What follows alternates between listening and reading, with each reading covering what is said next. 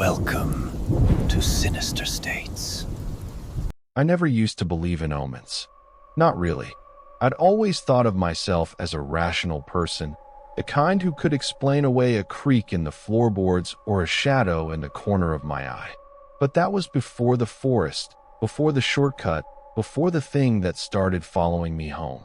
Now, I'm not so sure about anything. It started on a Thursday, the kind of day that feels like it's been stretched too thin. I'd stayed late at work, trying to finish a project that was already overdue, and by the time I left the office, the sun was just a memory, a faint orange bruise on the horizon. My car was parked in the lot behind the building, and as I walked toward it, I could feel the exhaustion in my bones, the kind that makes your feet heavy and your thoughts slow. I live in a small town, the kind where everyone knows everyone else's business, and the forest is always just a few steps away. There's a main road that winds around the woods, but it adds almost 20 minutes to the drive home. I'd taken the shortcut through the forest before, but only during the day, when the sunlight filtered through the leaves and the birdsong made everything feel safe. That night, though, I was tired, and the idea of getting home faster was too tempting to resist that I told myself it was fine. I told myself I'd done it before. I told myself there was nothing in those woods except trees and maybe a few deer. I didn't even hesitate as I turned off the main road and onto the narrow dirt path that cut through the heart of the forest. The headlights of my car carved tunnels of light through the darkness, illuminating the trunks of ancient oaks and the tangled undergrowth that pressed in on either side. The road was rough, full of potholes and ruts, and I had to slow down to avoid bottoming out. The radio was playing some old song, something soft and forgettable, and I found myself humming along, trying to ignore the way the shadows seemed to move just beyond the reach of the headlights. About halfway through the forest, I saw something on the side of the road. At first, I thought it was just a fallen branch, but as I got closer, I realized it was an animal. A deer, I thought, until I saw the way it was lying, twisted and broken, its eyes wide and glassy. I slowed down, my heart thudding in my chest, and for a moment I considered stopping, but something in me recoiled at the thought. There was something wrong about the way the animal was positioned, something unnatural. I pressed the gas pedal a little harder, eager to put distance between myself and whatever had happened there. The rest of the drive was uneventful, but I couldn't shake the feeling that I was being watched. Every time I glanced in the rearview mirror, I half expected to see something moving in the darkness behind me. But there was nothing, just the empty road and the endless trees. When I finally pulled into my driveway, I let out a breath I hadn't realized I'd been holding. My house looked the same as always, warm lights spilling from the windows, the porch light casting a golden pool on the front steps. I grabbed my bag and hurried inside, locking the door behind me that I tried to tell myself it was just the stress, just my imagination running wild after a long day. But that night, as I lay in bed, I couldn't shake the feeling that something was wrong. I kept thinking about the deer, about the way its body had been twisted, about the empty look in its eyes. I told myself to stop being ridiculous, but sleep wouldn't come. At some point, I must have drifted off, because I woke to the sound of something tapping against my bedroom window. It was a soft, rhythmic sound, like fingernails on glass. I sat up, my heart pounding, and listened. The tapping stopped, replaced by a silence so deep it felt like it was pressing in on me from all sides. I got out of bed and crossed the room, pulling back the curtain just enough to peek outside. The yard was empty, the grass silvered by moonlight. I stood there for a long moment, waiting for something to move, but nothing did. Eventually, I let the curtain fall and crawled back into bed, telling myself it was just a branch, just the wind. The next morning, I found muddy footprints on the porch. They were small, almost childlike, but the toes were too long, the shape all wrong. I stared at them for a long time, trying to make sense of what I was seeing. Eventually, I convinced myself it was just a trick of the light, that the rain had washed the dirt into strange patterns. I cleaned the porch and tried to forget about it, but I couldn't. All day, I felt like I was being watched. Every time I turned around, I half expected to see someone standing behind me. My coworkers noticed I was jumpy, but I brushed off their questions, blaming it on lack of sleep. That night, the tapping came again. This time, it was louder, more insistent. I lay in bed, staring at the ceiling, listening as it moved from window to window, circling the house. I wanted to get up, to look outside, but I was paralyzed, my body frozen with fear. Eventually, the tapping stopped, replaced by a low, guttural sound, like something breathing just outside the wall. I squeezed my eyes shut and pulled the covers over my head, willing it to go away. I must have fallen asleep, because when I woke up, the house was silent and the sun was shining that I told myself it was just a nightmare, just my mind playing tricks on me. But when I went outside, I found more footprints, this time leading from the edge of the forest to my back door. They were deeper now, more defined, and I could see the strange, elongated toes, the way the mud clung to the edges. I called my friend Mark, the only person I trusted enough to tell about what was happening. He listened patiently as I described the footprints, the tapping, the feeling of being watched. "It's probably just a raccoon or something," he said, trying to sound reassuring. "Or maybe some kids messing around. You know how it is." I wanted to believe him, but I couldn't shake the feeling that it was something else, something older and hungrier than any raccoon. That night, I locked all the doors and windows, double-checking every latch and bolt.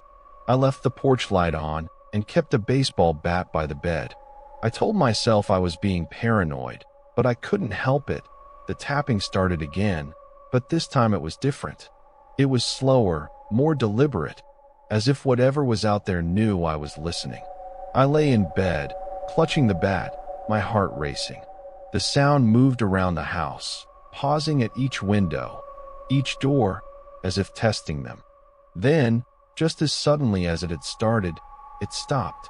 The silence that followed was worse than the tapping, thick and suffocating. I lay there, straining to hear anything, but there was nothing. That I must have dozed off, because I woke to the sound of my phone buzzing on the nightstand. It was a text from Mark. "Hey, you okay? Just checking in." I stared at the screen for a long moment before replying. "Yeah, just tired. Didn't sleep much." He sent back a thumbs-up emoji, and I tried to take comfort in the normalcy of it. But as I got up and went to the kitchen, I noticed something strange. The back door was unlocked. I was sure I'd locked it the night before, but now the deadbolt was turned, the door slightly ajar. I checked the rest of the house, but nothing else seemed out of place. I tried to tell myself I'd just forgotten, that I was so tired I'd made a mistake. But deep down, I knew that wasn't true. The days passed in a blur. I went to work, came home, locked the doors, and waited for the tapping to start. It became a routine, a ritual. I stopped sleeping, stopped eating. My coworkers started to notice, their concern growing with each passing day. One afternoon, as I was leaving work, I saw something in the parking lot. At first, I thought it was just a shadow, but as I got closer, I realized it was a figure standing just at the edge of the trees. It was tall and thin, its limbs too long, its head cocked at an unnatural angle. I froze, my heart pounding in my chest. The figure didn't move, didn't make a sound. It just stood there, watching me. I blinked, and it was gone. I drove home in a daze, my hands shaking on the steering wheel. When I got home, I locked the doors and closed all the curtains, but I couldn't shake the feeling that I was being watched. That night, the tapping was louder than ever. It pounded against the windows, rattled the doors. I lay in bed, clutching the bat, my body rigid with fear. Then, just as suddenly as it had started, it stopped. The silence that followed was absolute, a void that swallowed all sound. That I don't know how long I lay there, staring at the ceiling, waiting for something to happen. Eventually, I must have fallen asleep because I woke to the sound of birds singing outside my window. I got up and went to the kitchen, my body aching with exhaustion. As I poured myself a cup of coffee, I noticed something on the counter. A small, muddy handprint, the fingers long and thin, the palms smeared with dirt. I stared at it for a long time, my mind racing.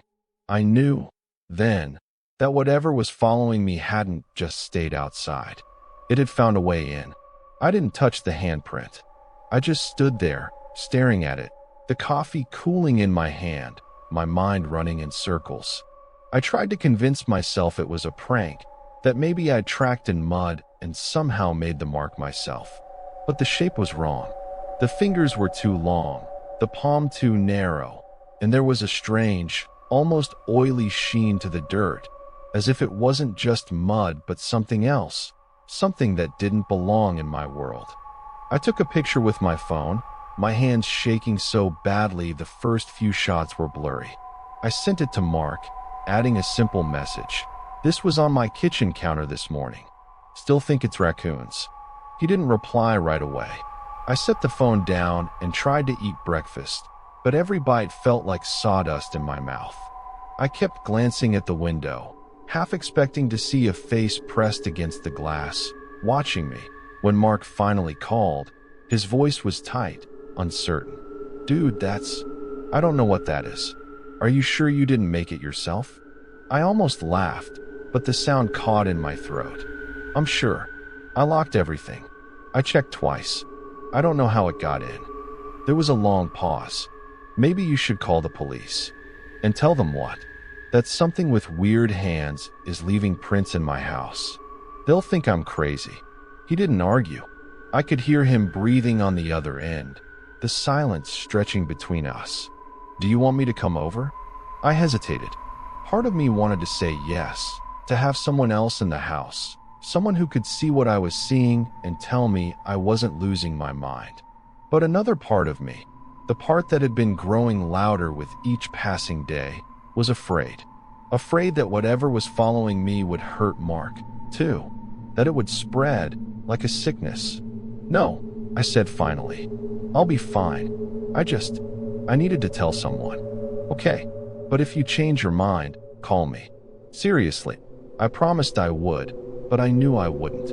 I was already starting to feel like I was dragging him into something he couldn't understand, something I barely understood myself. I spent the rest of the day cleaning the house, scrubbing every surface, checking every lock and window. I found more prints, on the bathroom mirror, on the inside of the front door, even on the wall above my bed. Each one was the same. Long, thin fingers, oily mud, a shape that made my skin crawl. That night, I didn't sleep. I sat in the living room with all the lights on, the bat across my lap, my phone in my hand. I tried to distract myself. TV, podcasts, anything to drown out the silence, but nothing worked. Every creak of the house made me jump. Every gust of wind against the window made my heart race. Around midnight, the tapping started again. This time, it was different. It wasn't just at the windows or doors. It was inside, moving from room to room, soft and deliberate. I held my breath, listening as it crept closer, the sound of long nails dragging across the walls that I wanted to run, to get in my car and drive as far away as possible, but I couldn't move. I was rooted to the spot, paralyzed by fear. The tapping stopped outside the living room door. For a long moment, there was only silence. Then, slowly, the doorknob began to turn. I gripped the bat tighter, my knuckles white. The door creaked open, just an inch, then another. I could see a sliver of darkness beyond, deeper than the night outside, a void that seemed to swallow the light. Something moved in the darkness, a shape too thin, too tall, its limbs bending at impossible angles. I couldn't see its face, but I could feel its eyes on me, cold and hungry. I raised the bat, my voice shaking. Get out. Leave me alone. The thing paused, its head cocking to one side, as if considering my words. Then, slowly, it stepped back, the door swinging shut behind it with a soft click. I sat there for a long time, the bat still in my hands, my whole body trembling. I didn't sleep that night. I didn't even move until the sun started to rise, painting the world in pale gold. When I finally stood up, I found more prints. On the inside of the living room door, on the floor where the thing had stood. I cleaned them up, my hands shaking, my mind numbed. I called in sick to work. I couldn't face anyone, couldn't pretend everything was normal. I spent the day searching for anything that might explain what was happening. I read about local legends, about creatures that lived in the woods, about things that followed people home. Most of it was nonsense, stories meant to scare children. But some of it felt too close to the truth. I found a forum, a place where people shared stories about strange encounters, about things that watched from the shadows. I posted my story, leaving out the details that felt too personal, too raw.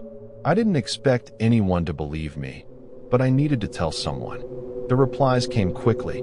Most were jokes, people making fun of me, telling me to lay off the horror movies. But a few were different. A few people said they'd seen things, too, that they'd taken shortcuts through the forest and come out changed. One message stood out. It was from someone called Old Growth. Their reply was simple: don't acknowledge it. Don't talk to it. Don't let it know you see it. That's how it gets in. I read the message over and over, trying to make sense of it. Was that what I'd done? By speaking to it, by looking at it, had I invited it in? That night, I tried to follow the advice. When the tapping started, I ignored it.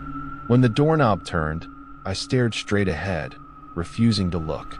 The thing moved through the house, its footsteps soft and deliberate, but I didn't react. I didn't speak. I didn't move. Eventually, the sounds faded, replaced by the familiar silence. I lay in bed, my body tense, waiting for something to happen. But nothing did. The next morning, the prints were gone. The house felt lighter, the air less oppressive. For the first time in days, I felt like I could breathe. That I went to work, trying to act normal. My coworkers noticed the change, but I brushed off their questions, telling them I just needed some rest. But the feeling of being watched never went away. Every time I walked past a window, I felt eyes on me. Every time I turned a corner, I half expected to see the thing standing there, waiting. I started taking the long way home, avoiding the forest at all costs. I drove with the windows up, the doors locked, the radio off. I watched the trees as I passed, searching for any sign of movement. One evening, as I was driving home, I saw something in the rearview mirror. At first, I thought it was just a trick of the light, but as I looked closer, I saw a shape moving through the trees, keeping pace with my car. It was tall and thin, its limbs too long, its head cocked at that same unnatural angle.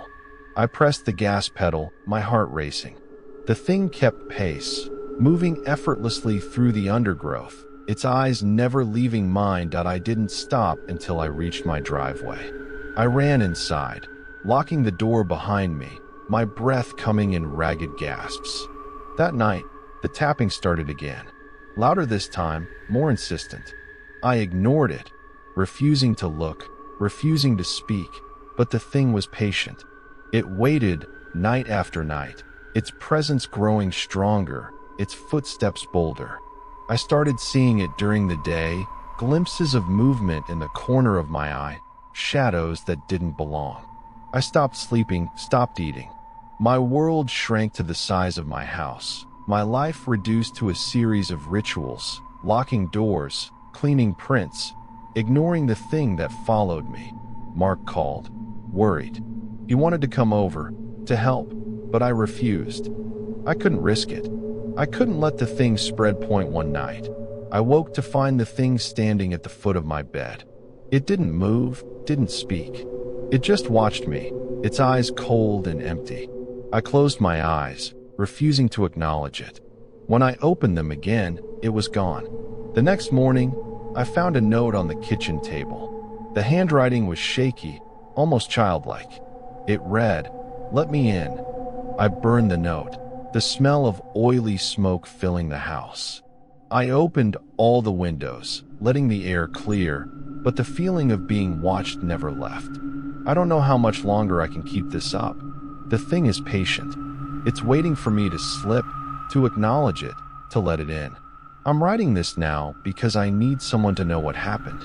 If you ever find yourself tempted to take a shortcut through the forest, don't. No matter how tired you are, no matter how late it is, take the long way. Trust me. I started keeping a journal, not because I thought it would help, but because I needed some way to keep track of what was real and what was just in my head. The days were blurring together, and the nights felt endless. Writing things down gave me a sense of control, a way to anchor myself when everything else felt like it was slipping away. The first few entries were simple: dates, times, what I'd seen or heard. But as the days went on, the entries grew longer, more frantic. I wrote about the tapping, the footprints, the way the things seemed to move through the house without making a sound. I wrote about the dreams, too, vivid, unsettling visions of the forest, of twisted trees and shadows that moved on their own. In one dream, I was back in the car, driving through the forest at night. The headlights barely pierced the darkness, and the trees seemed to close in around me, their branches reaching for the windows. I could feel something watching me, its gaze heavy and cold. When I looked in the rearview mirror, I saw the thing sitting in the back seat, its eyes glowing in the darkness. That I woke up gasping, my heart pounding, the sheets tangled around my legs. The room was cold, the air thick with the smell of damp earth. I got up and checked the house, making sure all the doors and windows were locked. I found another handprint on the bathroom mirror, this one smeared as if something had tried to wipe it away. I cleaned it off, my hands shaking, and went back to bed. I didn't sleep for the rest of the night. The next day, I called my mother. I hadn't spoken to her in weeks, not since all of this started. She answered on the second ring, her voice warm and familiar. "Hey, sweetheart. Everything okay?" I hesitated, unsure of what to say. I didn't want to worry her, didn't want to drag her into this. But I needed to hear her voice, needed to feel connected to something normal. "Yeah, I lied. Just wanted to check in. It's been a while." We talked for a while, about nothing in particular. She told me about her garden, about the neighbor's new dog, about the book club she'd joined. I listened, letting her words wash over me, grounding me in the ordinary. Before we hung up, she said, "You sound tired. Are you getting enough sleep?" I almost laughed. "Not really. Work's been stressful." "Well, try to take care of yourself, okay? And if you ever need anything, you know you can call me." "I know. Thanks, Mom." After we hung up, I sat in the kitchen for a long time, staring at the phone. I wanted to tell her everything, to ask if she'd ever seen anything strange in the forest, if she believed in things that followed you home. But I couldn't. Some things are better left unsaid. That night, I dreamed of the forest again.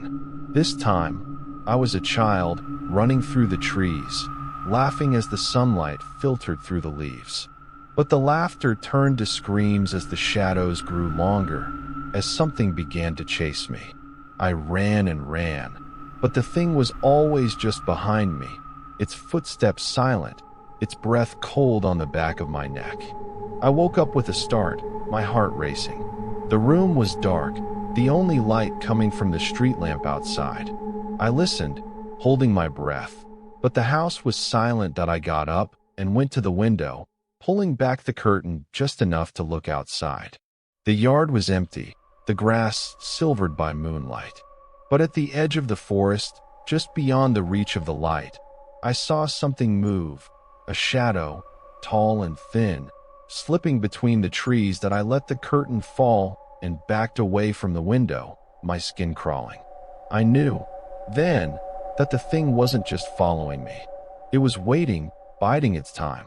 The next day, I found another note on the kitchen table. This one was written in the same shaky, childlike handwriting. "You see me. I burned the note, just like the last one, but the smell lingered, clinging to the walls and the furniture. I opened all the windows, trying to air out the house, but the feeling of being watched never left. I started seeing the thing everywhere, in the reflection of the TV screen, in the dark corners of the room, in the shadows that pooled beneath the furniture. Sometimes, I'd catch a glimpse of its eyes, cold and empty, watching me with a hunger that made my skin crawl. I stopped going to work.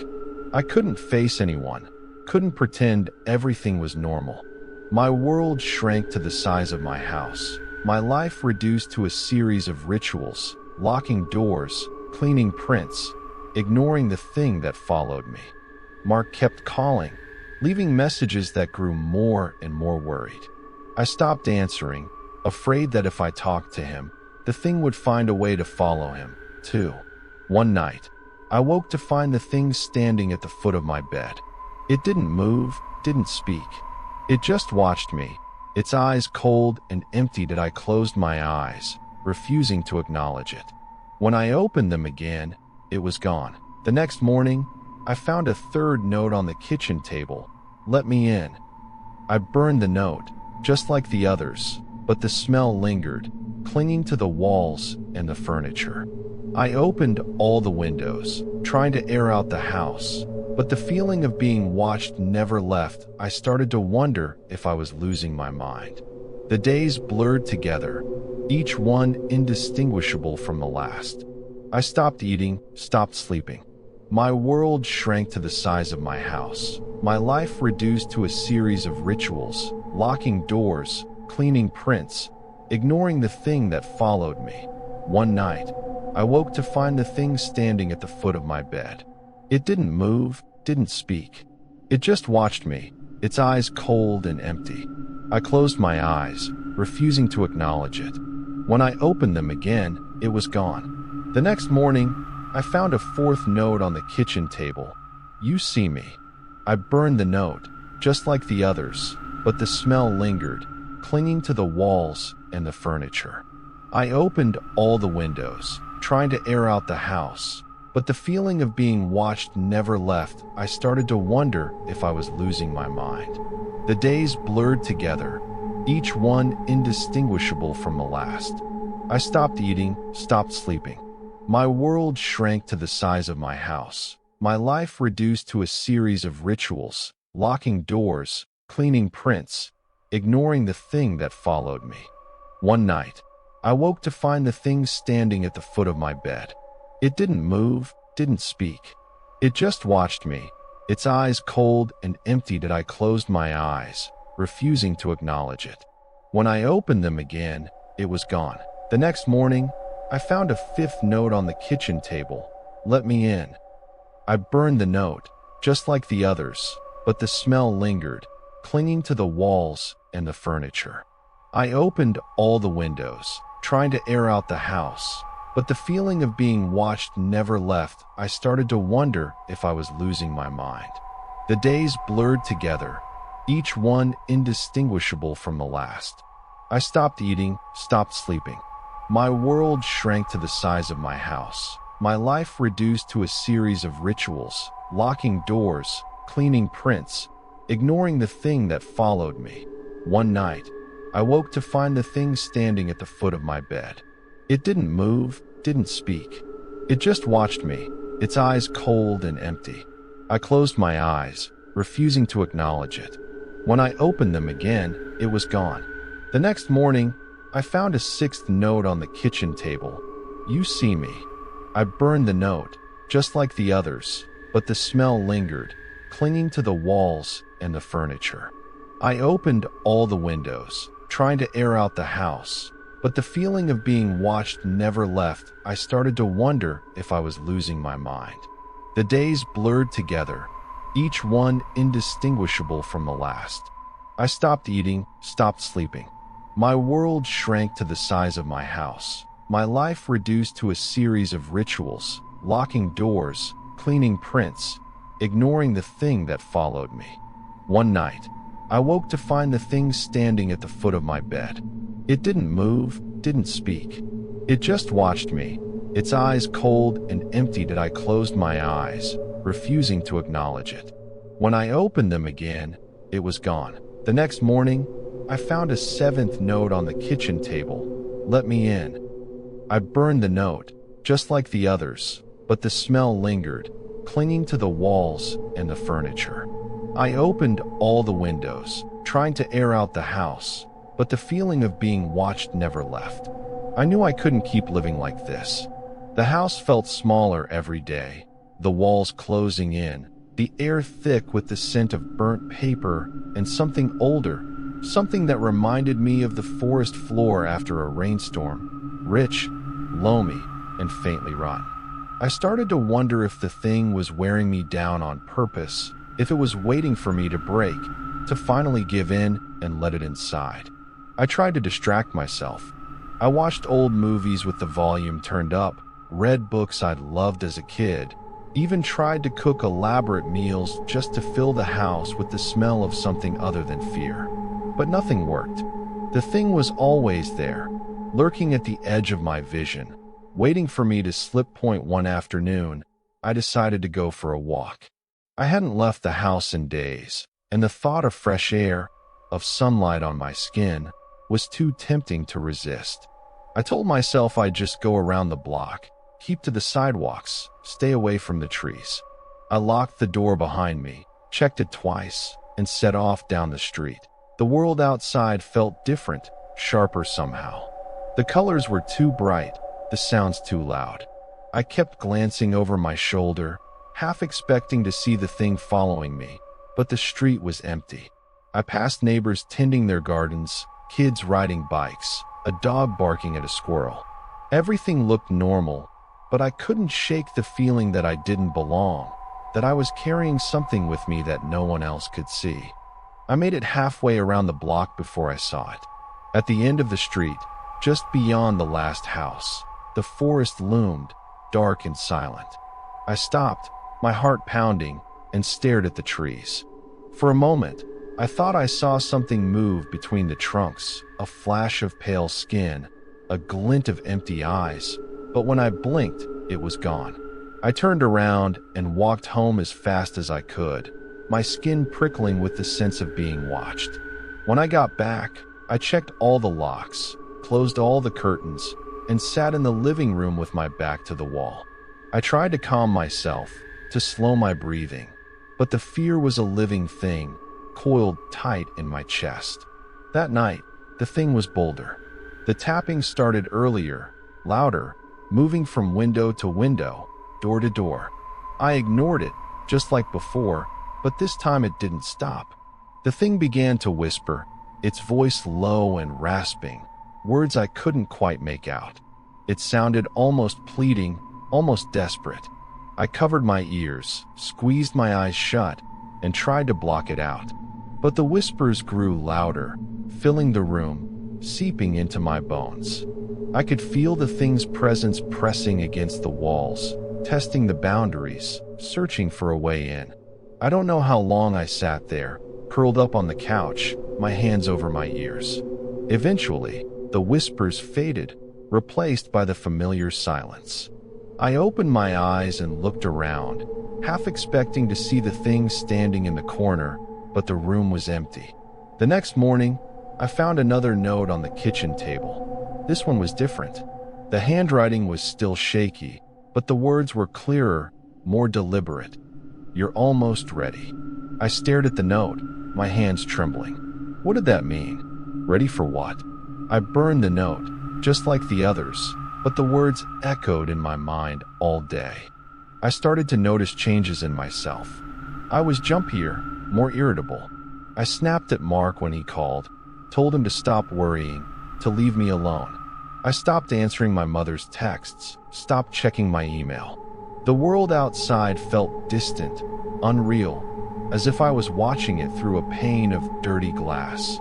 The dreams got worse. I dreamed of the forest, of running through the trees with the thing chasing me, its footsteps silent, its breath cold on the back of my neck. Sometimes I dreamed I was the thing, moving through the darkness, watching myself from the shadows that I woke up every morning exhausted, my body aching, my mind foggy. I started to wonder if I was losing time, if the thing was getting inside my head, making me do things I couldn't remember. One morning, I found the front door wide open, the cold air swirling through the house. I was sure I'd locked it the night before, but now the deadbolt was turned, the door swinging on its hinges.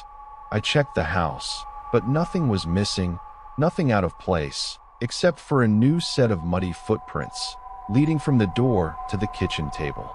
I cleaned them up, my hands shaking, and tried to convince myself it was just stress, just exhaustion. But deep down, I knew the truth. The thing was getting closer. I started to see it during the day, not just in the corners of my vision, but standing in the open, watching me. Sometimes it was outside, pressed against the window, its eyes empty and cold. Sometimes it was inside, standing in the hallway, its limbs too long, its head cocked at that unnatural angle. I tried to ignore it, just like before, but it was getting harder. The thing was patient, relentless. It waited, night after night, its presence growing stronger, its footsteps bolder. One night, I woke to find the thing standing at the foot of my bed. It didn't move, didn't speak.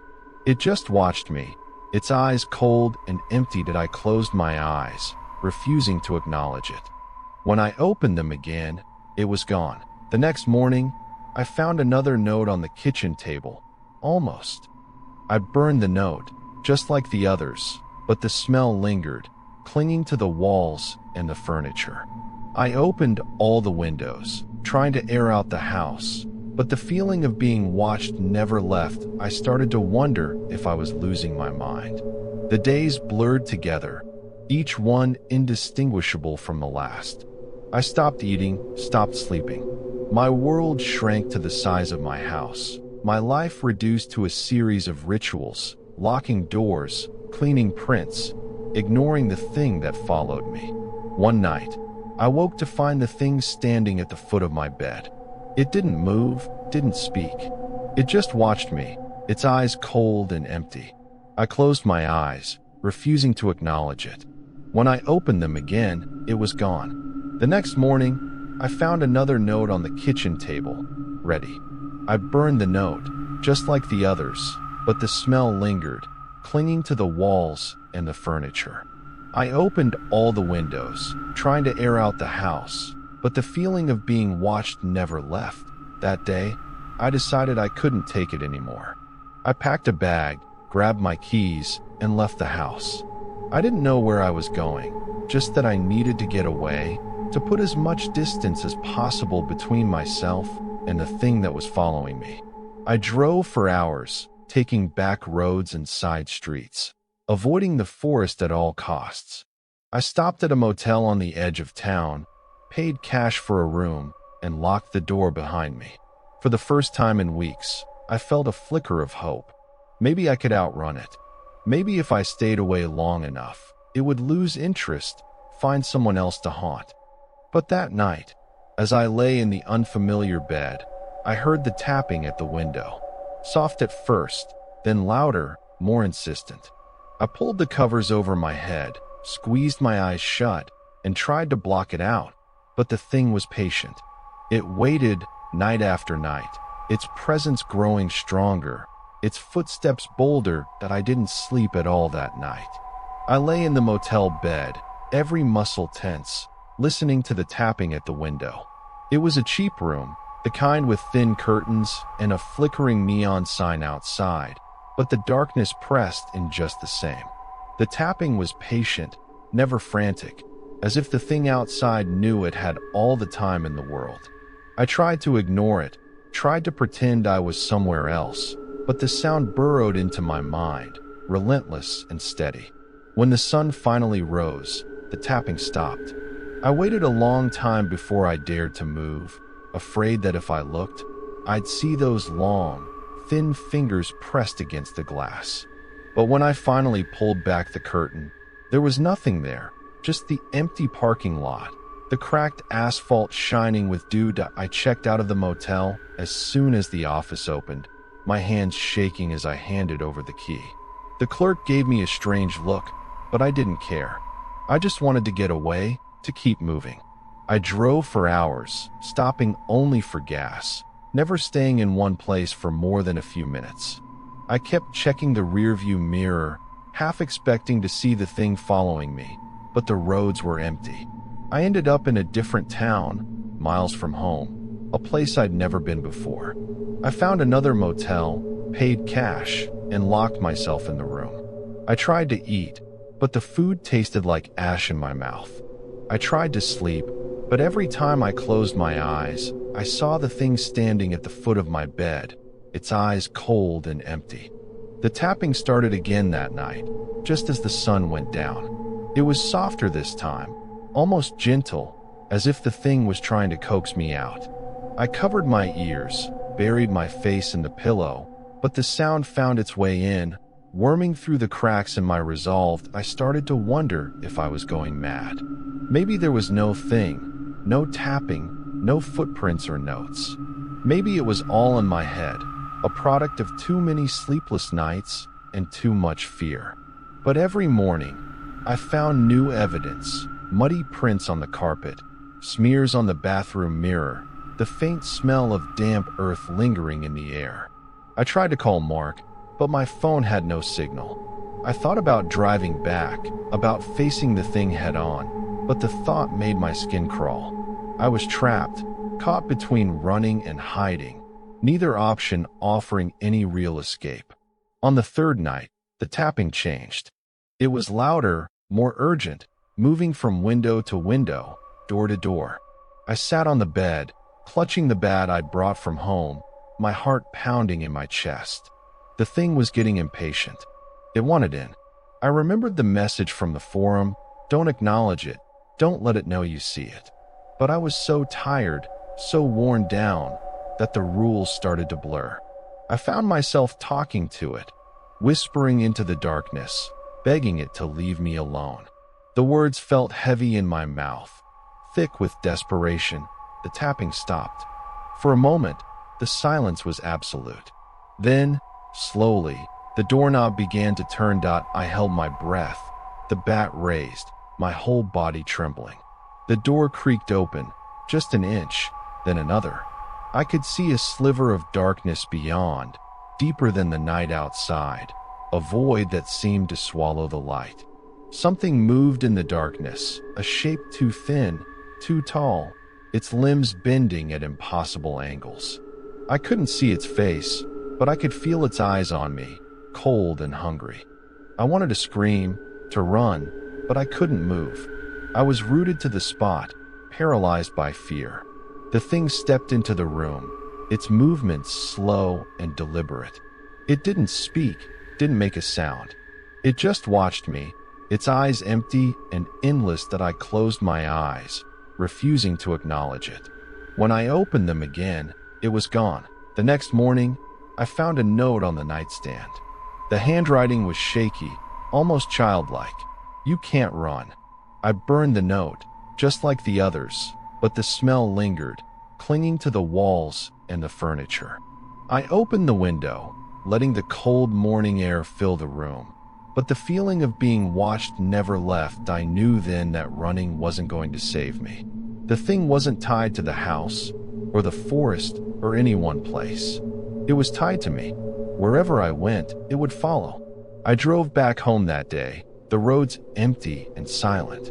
The house looked the same as always, but it felt different, darker, heavier, as if the thing had settled in while I was gone. I unlocked the door, stepped inside, and closed it behind me. The air was thick with the smell of damp earth and burnt paper. I checked every room, every closet, every corner, but the thing was nowhere to be seen. Still, I could feel its presence, lurking just out of sight, waiting for me to slip. I tried to go back to my old routines, cooking, cleaning, watching TV, but nothing felt normal. The thing was always there, watching, waiting. The tapping started earlier each night, the whispers growing louder, more insistent that I started to wonder what would happen if I let it in. Would it kill me? Possess me? Or would it just watch, forever, waiting for me to break. I wrote another post on the forum, begging for help. The replies were the same as before: jokes, disbelief, a few people who claimed to understand. Old Growth replied again: "You have to face it. You have to end it, or it will never stop." I didn't know what that meant. How was I supposed to face something I couldn't even look at? How was I supposed to end something that seemed to exist only to torment me? That night, I sat in the living room with all the lights on, the bat across my lap, my phone in my hand. The tapping started, soft at first, then louder, more urgent. The thing moved through the house, its footsteps soft and deliberate, its presence pressing against the walls. I stood up, my heart pounding, and walked to the front door. I unlocked it, opened it wide, and stepped outside. The night was cold, the air thick with the smell of damp earth. I could see the thing standing at the edge of the yard, its eyes empty and endless. I took a deep breath, squared my shoulders, and walked toward it. The thing didn't move, didn't speak. It just watched me, its eyes cold and hungry. I stopped a few feet away, my whole body trembling. "What do you want?" I whispered. The thing cocked its head, considering me. For a moment, I thought it might speak, might finally tell me what it wanted. But it just stood there, silent and still. That I stared into its eyes, refusing to look away. The world seemed to tilt, the darkness pressing in, the air growing colder. For a moment, I thought I saw something in its eyes, a reflection of myself, small and frightened, trapped in the endless void. That I took a step back, then another. The thing didn't follow. It just watched, its eyes never leaving mine. I turned and walked back to the house, locking the door behind me. The tapping didn't start that night. The house was silent, the air heavy with anticipation. I didn't sleep. I sat in the living room, waiting, listening. But the thing didn't come. The silence in the house was almost worse than the tapping. It was a heavy, watchful quiet, as if the walls themselves were holding their breath. I sat in the living room, the bat still across my lap, the lights burning overhead. I kept waiting for the thing to return, for the familiar rhythm of its fingers on the glass. But the hours slipped by and nothing happened. I tried to convince myself that it was over, that by facing it, I'd broken whatever hold it had on me. But deep down, I knew better. The thing wasn't gone.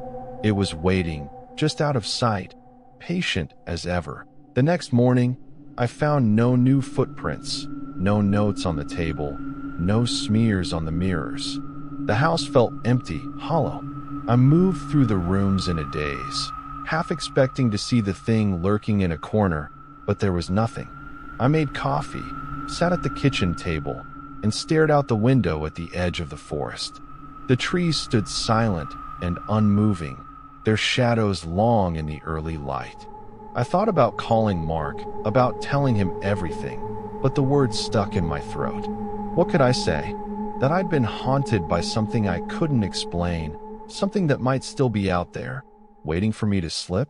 I picked up my phone, scrolled through our old messages, and put it down again. The day passed slowly. I tried to distract myself, cleaning, reading, even stepping outside for a few minutes to feel the sun on my face. The world looked normal, but I couldn't shake the feeling that I was being watched. Every time I glanced at the forest, I felt a prickle at the back of my neck, a sense that something was just beyond the trees, waiting. That night, I left the lights on and sat in the living room, the bat across my knees. Midnight came and went. The house was silent. I listened for the tapping, for the whispers, for any sign that the thing had returned, but there was nothing. I must have dozed off, because I woke to the sound of footsteps in the hallway. They were soft, almost hesitant, as if whoever, or whatever, was making them was unsure of its welcome. I sat up, heart pounding, and listened as the footsteps drew closer. The thing appeared in the doorway, its body half hidden in shadow. It was taller than I remembered, its limbs impossibly long, its eyes empty and endless. It didn't move, didn't speak. It just watched me, its head cocked at that unnatural angle. I stood up, the bat heavy in my hands. "What do you want?" I asked, my voice barely more than a whisper. The thing didn't answer. It took a single step into the room, its movements slow and deliberate. I could feel its gaze on me, cold and hungry. I gripped the bat tighter, my knuckles white. "You can't have me," I said, forcing the words out. "You can't come in." The thing paused, its eyes narrowing. For a moment, I thought it might lunge, might finally cross the threshold it had been testing for so long. But instead, it stepped back, retreating into the shadows. I stood there, shaking, as the thing disappeared down the hallway. The house was silent again, the air heavy with anticipation. I didn't sleep that night. I sat in the living room, waiting, listening. But the thing didn't return. The next morning, I found a final note on the kitchen table.